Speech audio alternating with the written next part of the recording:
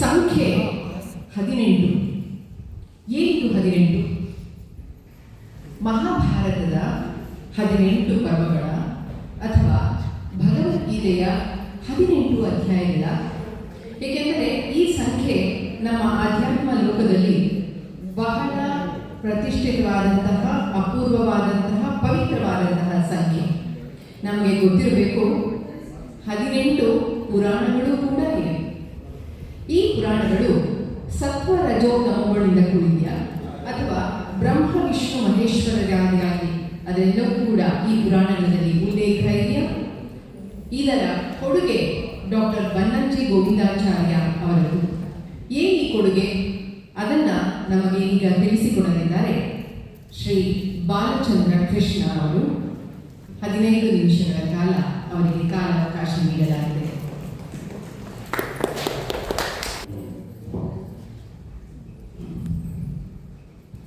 ವ್ಯಾಸಾಯ ವರ್ತನಾಶಾಯ ಶ್ರೀಶಾಯ ಗುಣರಾಶಿಯೇ ಹೃದ್ಯಾಯ ಶುದ್ಧವಿದ್ಯಾಯ ಮಧ್ವಾಯ ಚ ನಮೋ ನಮಃ.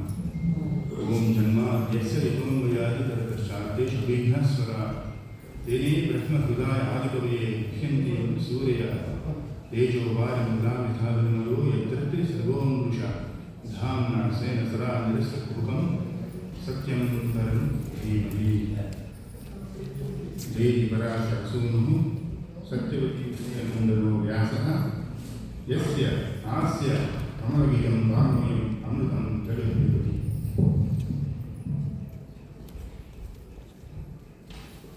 ಮಧ್ವರ ಶ್ರೀ ಗೋಪಾಲಕೃಷ್ಣದೇವರ ಪಾದಗಳಿಗೆ, ಶಿವರಾಚಾರ್ಯರಿಗೆ, ನಮ್ಮ ಗುರು ಪರಂಪರೆಗೆ ನಮಸ್ಕಾರ ಮಾಡಿ, ವಿಶೇಷತಃ ಶ್ರೀ ಸುವೀರೇಂದ್ರ ತೀರ್ಥ ಶ್ರೀಪಾದಂಗಳ ಪಾದಗಳಿಗೂ, ಸುಶೀಲ ತೀರ್ಥ ಪಾದಗಳು ಮತ್ತು ನಮ್ಮ ನೆಚ್ಚಿನ ನಮ್ಮ ಆಚಾರ್ಯರಾದ ಶ್ರೀ ಬನ್ನಂಜಿ ಪಂಡಿತಾಚಾರ್ಯ ಅಂತ ಉಲ್ಲೇಖ ಮಾಡ್ತೀನಿ. ಅಂದರೆ ಅವರಿಗೆ ಬೀಳ್ಕೊಟ್ಟೆ ಒಂದು ಪಂಡಿತಾಚಾರ್ಯರು ಅಂತಲೇ ವಿಶೇಷ ತೀರ್ಥರು ಅವರ ಪ್ರಯತ್ನ ಕೊಟ್ಟಿರೋ ಬಿರುದು ಆಚಾರ್ಯ.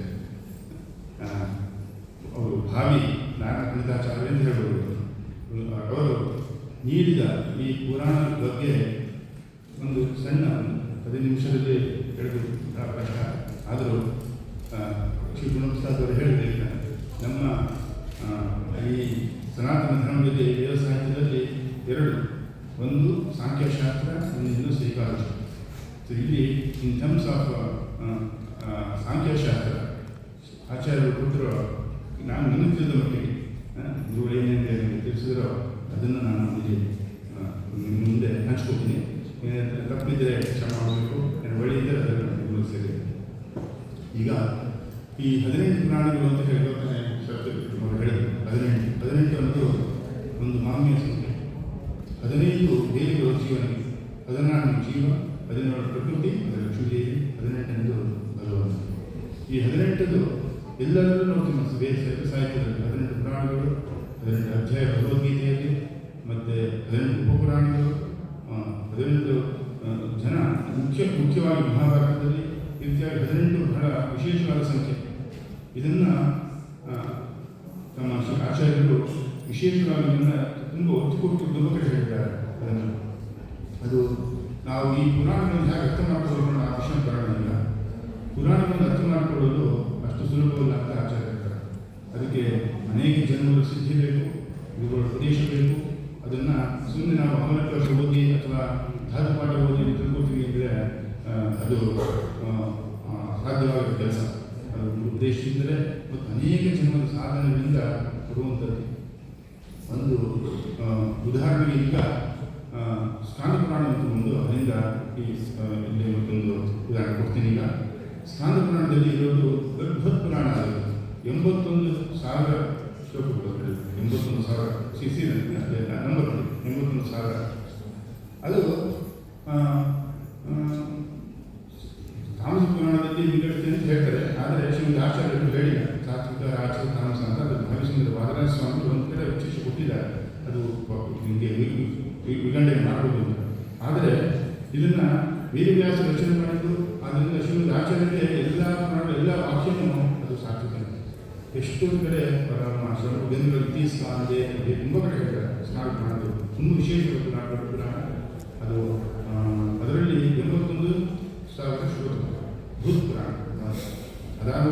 ಪುರಾಣ 53,000 ಇರ್ತದೆ. ಆದರೆ ಲಿಖಿತದ ಸುಮಾರು 25-20-18 ಬರ್ತದೆ ಪುರಾಣಗಳು. ಈಗ ಈ 81ನೇ 18 ಮಾಡಬೇಕು, ಅದೇ ರೀತಿ ಅದನ್ನು ಆಚಾರ್ಯರು ತುಂಬ ಚೆನ್ನಾಗಿ ತೋರಿಸ್ಕೊಡ್ತಾರೆ. ಅದರ ಮಂಗಳಾಚರಣೆ ಶ್ಲೋಕದಲ್ಲೇ ಅರ್ಥ ಇದೆ.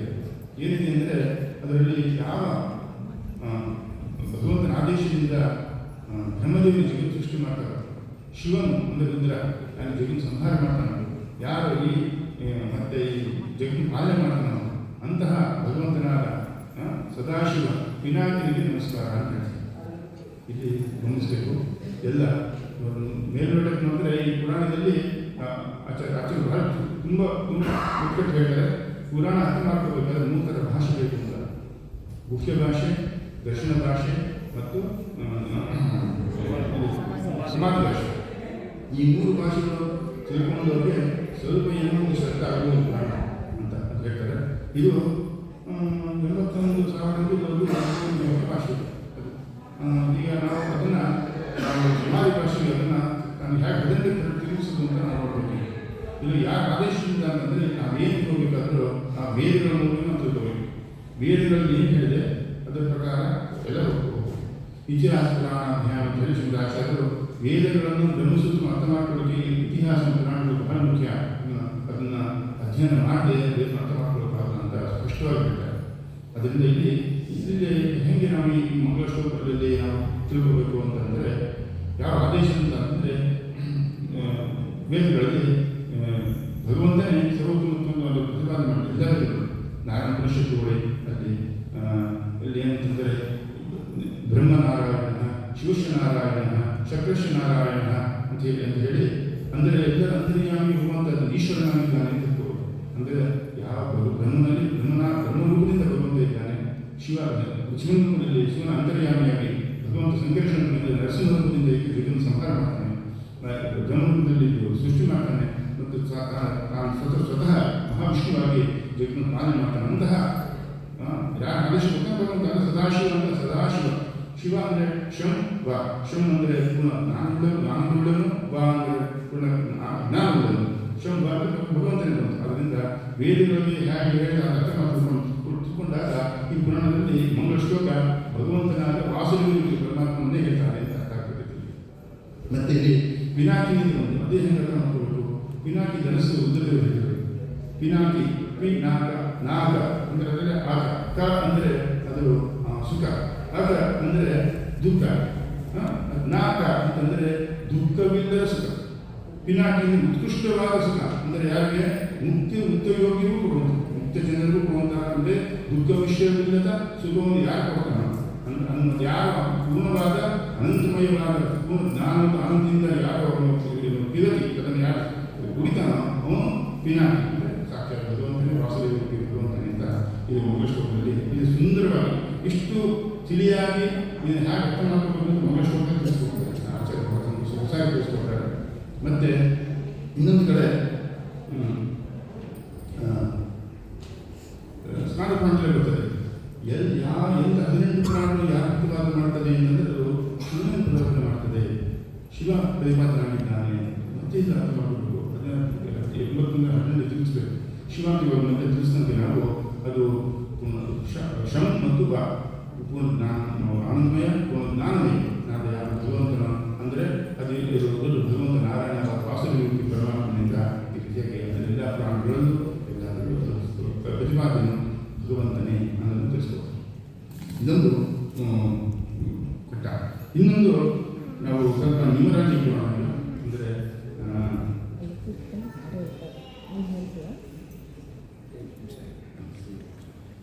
ಈಗ ಸಾಂಖ್ಯಶಾಸ್ತ್ರಕ್ಕೆ ಬಂದಾಗ ಆಚಾರ್ಯರಿಗೆ ಬಹಳ ಪ್ರಿಯವಾದ ಸಾಂಖ್ಯಶಾಸ್ತ್ರ. ಕಬ್ಬಿ ಭಗವಂತ ಮಾಡಿದ್ದು ಸಾಂಖ್ಯ ಯೋಗ ಭಾಗವತ ಬರ್ತದೆ. ಇದು ಅಧಿಕ ಮಾಸದ ಭಾಗವತ ಮಾಡಬೇಕಂತ ಕಿಂಚಿತ್ತು. ಅದರಿಂದ ಇಲ್ಲಿ ಆ ಶ್ರೀಮದ್ ಭಾಗವತದಲ್ಲಿ 3ನೇ ಸ್ಕಂದದಲ್ಲಿ ಬಂದ ಒಂದು ವಿಚಾರ ಆಚಾರ್ಯರು ಹೇಳಿ ಅದನ್ನು ತಿಳ್ಕೊಂಡು ಅದನ್ನು ಏನು ಬೇಕಂತ ತಿಳಿಸ್ತಾರೆ. ಈಗ ಈ ಜಗತ್ತನ್ನು ಸೃಷ್ಟಿ ಮಾಡಿ ಭಗವಂತ ಬ್ರಹ್ಮದೇವರ ಮೂಲಕ ಈ ಬ್ರಹ್ಮ ಅದು ಆಗಲು 100 ವರ್ಷ ಬ್ರಹ್ಮದೇವರ ಆಯುಷ್ಯ ಬಂದಿದೆ. ಬ್ರಹ್ಮದೇವರ ಆಯುಷ್ಯ 100 ವರ್ಷ ಒಂದು ಅಂದರೆ ವೃದ್ಧವಾದ 100 ವರ್ಷ ನಂತರ ಅಂದರೆ ಮಾನವ ಅದರಲ್ಲಿ 33,000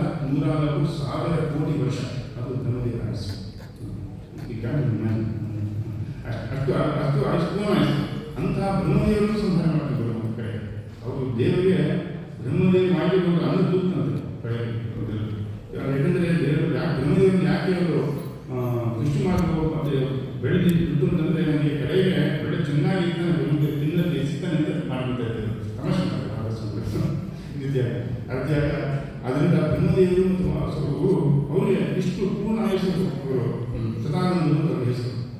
ಅಂತಹ ಬ್ರಹ್ಮದೇವರು ಇಷ್ಟು ಮಾಡಿದಾಗ ಅದರಲ್ಲಿ ಅವರು ಮೊದಲನೇ 50 ವರ್ಷ ಅಂದರೆ ಪರಕಾಲ ಅಂತ ಹೇಳ್ತಾರೆ. ಬ್ರಹ್ಮದೇವರು 3 ವರ್ಷ ಪರಕಾಲ ಅಂತ ಪೂರ್ವಾರ್ಧ ಉತ್ತರ ಅಂದರೆ ಈಗ ಪ್ರಥಮ ಪರಾರ್ಧ ದ್ವಿತೀಯ ಪರಾರ್ಧ ನಮಗೆ ಸಂಧ್ಯಾ ದ್ವಿತೀಯ ಪರಾರ್ಧೇ ಅಂತ ಹೇಳಿ ಅಂದರೆ ಇದು ಬ್ರಹ್ಮದೇವರ 51ನೇ ವರ್ಷದ ಮೊದಲನೇ ದಿನ ನಡೀತಾ ಮೊದಲ 50 ವರ್ಷ ಬ್ರಹ್ಮದೇವರು ತಪಸ್ಸು ಮಾಡಿಸ್ತಾರೆ. ಅವರು ಬ್ರಹ್ಮ ಸೃಷ್ಟಿಯಾಗಿ ಆತ್ಮಕಲ್ಪ ಅಂತ ಮೊದಲನೇ ದಿನ ಯಾವ ದಿನದಲ್ಲಿ ಬ್ರಹ್ಮ ಸೃಷ್ಟಿಯಾಗಿ ಅವರಿಗೆ ಆತ್ಮಕಲ್ಪ ಅಂತ ಇರ್ತಾರೆ.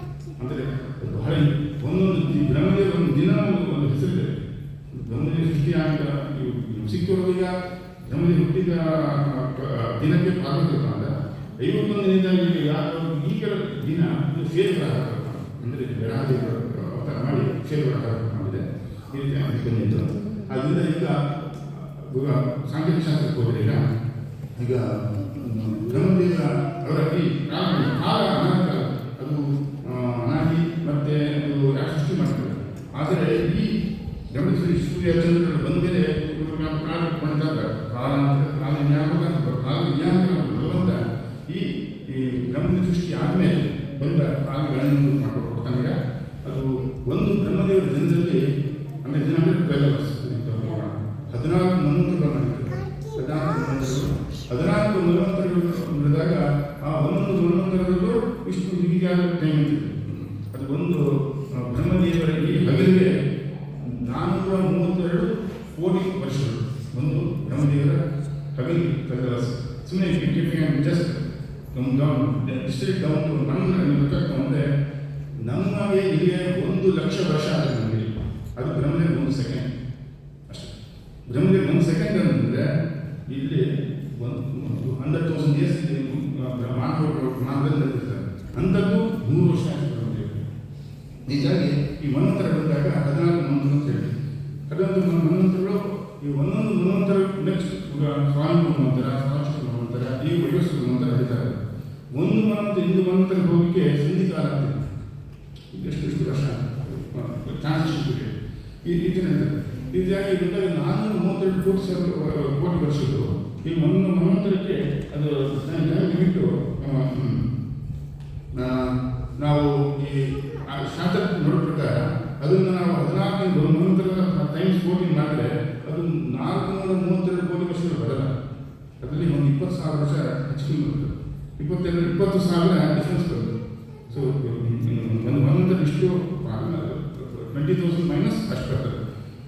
ಆಚಾರ್ಯರು ಒಂದೊಂದು ಆಚಾರ್ಯರು ನೋಡ್ಕೊಂಡ್ರೆ ಇದು ಹೇಗೆ ಹಿಂಗುಡಿಸ್ಬೇಕು ನಾವು ಈ ತಂದೆ ಕಾಲಕ್ಕೆ ಅಂತ ಯೋಚನೆ ಮಾಡಿದ್ರೆ ತುಂಬ ತಲೆ ಕೆಡಿಸ್ಕೊಂಡಿರ್ತಾರೆ. ತುಂಬ ದಿವಸಗಳ ತಪಸ್ಸನ್ನು ಮಾಡಿದ್ರಂತೆ ಮಾಡಿ ಅವ್ರಿಗೆ ಏನು ಮಾಡೋ ಹೇಳಿದ್ದಾರೆ ಏನು ಅಂದರೆ ಒಂದು ಕಡೆ ಶಾಸ್ತ್ರದಲ್ಲಿ 2,000 ವರ್ಷ ಫಸ್ಟ್ ಮನ್ವಂತರ ಸ್ವಾಮಿ ಮನ್ವಂತರ ನೆಕ್ಸ್ಟ್ ಸೆಕೆಂಡ್ ಮನ್ವಂತರ ಬಗ್ಗೆ ತಿಳಿದಿರ್ತಾರೆ. 2,000 ಆಯಿತು. 2,000 ಆದಾಗ ಈಗ 20,000 ಮೈನಸ್ 2,000 18,000 ಇನ್ನು 13 ಟ್ರಾನ್ಸಿಷನ್ ಒಂದು ದಿನದಲ್ಲಿ 13 ಡಿವೈಡ್ ಮಾಡೋದಕ್ಕೆ ಶೇಷ ಬರ್ತದೆ. Remind is not zero. ಹಿಂಗೆ ಕೂರಿಸ್ಬೇಕು ತುಂಬ ಯೋಚನೆ ಮಾಡಿ ತಪಸ್ಸೆ ಮಾಡಿದ್ದಾರೆ ಎಷ್ಟೋ ದಿವಸಗಳ ಕಾಲ. ಯಾಕೆ ಹೇಳ್ತಾರೆ ಅಂದರೆ ಅನಂತ್ಯಾಚಾರ್ಯರಿಗೆ ಶ್ರೀಮದ್ ಆಚಾರ್ಯ ವಿಶೇಷ ಅನುಗ್ರಹ ಅವರ ವಿಭೂತಿ ರೂಪವಾಗಿದೆ. ಶ್ರೀಮದ್ ಆಚಾರ್ಯರು ಒಂದು ದಿವಸ ಬೆಳಗಿನ ಜಾಗದಲ್ಲಿ ಹೀಗೆ ನೋಡೋ ಈ ಥರ 13 ಅಲ್ಲ 12 ಮಾಡಬೇಕು. ಅಂದರೆ ಟ್ರಾನ್ಸಿಷನ್ 14th ಒಂದು ಕೋರ್ಸ್ ನೆಕ್ಸ್ಟ್ ದಿನ ಬ್ರಹ್ಮದೇವರು ಆದರೆ 13 ಅಲ್ಲ 12 ಮಾಡೋದ್ರಿಂದ ಅದು ನಮಗೆ ಆಗಿರ್ತಂತೆ. ಆಚಾರ್ಯ ಮಧ್ವಾಚಾರ್ಯ ಹೇಳೋಕ್ಕಾಗ್ತದೆ. ಅಲ್ಲಿ ಹಿಂಗೆ ಹೇಳಿದಾಗ ಈಗ 2,000 ಆಯಿತು. 18,000 18,000 ಅದನ್ನು 12 ಭಾಗಿಸಿದ್ರೆ 1,500 ವರ್ಷ ಕರೆಕ್ಟ್ ಆಯಿತು. 1,500 ಟೈಮ್ಸ್ 18,000 ಪ್ಲಸ್ 2,000 20,000 ಸುಂದರವಾಗಿ ಈಗ ಅಂದರೆ ಏನು ಹೇಳ್ಕೊಂಡಿದ್ದೀನಿ ಅಂದರೆ ಈಗ ಒಂದು ಸಿಂಪಲ್ ಎಕ್ಸಾಂಪಲ್ ಐಸ್ಬರ್ಗ್ ಈಗ ನೇಮಲ್ಲೇ ಹೇಳ್ತಾರೆ ಚಾಂದ್ರ ನಿಸೂದನ ತಾನು ನಿಶೂದನ ಅಂತ ಹೇಳ್ತೀವಿ. ಅದಕ್ಕೆ ನಿಸೂದನ ಅಂತ ಅದ್ರ ಬಗ್ಗೆ ಕೊಟ್ಟಿದ್ದಾರೆ. ಇನ್ನೂ ಅನೇಕ ರೀತಿಯಾಗಿ ಪುರಾಣಗಳು ಹೇಗೆ ತಿಳ್ಕೋಬೇಕು ಇನ್ ಟರ್ಮ್ಸ್ ಆಫ್ ನ್ಯೂಮರಾಲಜಿ ಹೇಗೆ ನಾವು ಈ ನಮ್ಮ ವೇದ ಸಾಹಿತ್ಯ ಅರ್ಥ ಮಾಡ್ಕೋಬೇಕು ಅದರ ಬಗ್ಗೆ ಬಹಳ ಸುಂದರವಾಗಿ ನಮಗೆ ಆಚಾರ್ಯ ಕೊಟ್ಟಿದ್ದಾರೆ. ಅವರ ಆದೇಶದಿಂದ ಅವರ ಮಾರ್ಗದರ್ಶನದಲ್ಲಿ ಒಂದು ಕಿಂಚಿತ್ ಅವೇನು ನಾನು ಏನು ಮಾಡೋದಂದ್ರೆ ಅಂಥ ದೊಡ್ಡ ನಾನು ಕೇಳಬೇಕು ನಮ್ಗೆ ಅರ್ಥ ಮಾಡ್ಕೊಂಡು ಮಾಡ್ಬೋದು. ನಾವು ಹೋಗಿ ಹೋದರೆ ಅದು ವರ್ಷ ಸಾಧ್ಯ. ಅದು ಆಚಾರ್ಯ ಹೇಳಿದರೆ ಅತಿ ಮಾರ್ಗದರ್ಶನ ಅವರ ಮತ್ತು ಜ್ಞಾನಿಗಳು ಮತ್ತು ಅಂದರೆ ಬಗ್ಗೆ ತಿಳ್ಕೊಂಡು ಅವ್ರಿಗೆ ನಮ್ಮಗಳು ಪ್ರತಿ ಜನರಿಗೆ ಮತ್ತು ಇಲ್ಲಿ ಅಧ್ಯಾತ್ಮ ಬಂಧುಗಳಿಗೆ ನಾನು ನಮಸ್ಕಾರ ತಿಳಿಸ್ತಾ ಈ ಚಿತ್ರ ಈ ಕುಸುಮವನ್ನು ಶ್ರೀ ಪಂಡಿತಾಚಾರ್ಯ ಅಂತರ್ಯಾಮ ಶ್ರೀ ರಾಘವೇಂದ್ರ ತೀರ್ಥ ಅಂತರ್ಯಾಮ ಶ್ರೀ ಕೈತೀರ್ಥ ಅಂತರ್ಯಾಮ ಶ್ರೀ ಬದ್ಧವರ ಶ್ರೀ ವೇದವ್ಯಾಸಾಧೀನ ಶ್ರೀ ಲಕ್ಷ್ಮೀನರಸಿಂಹ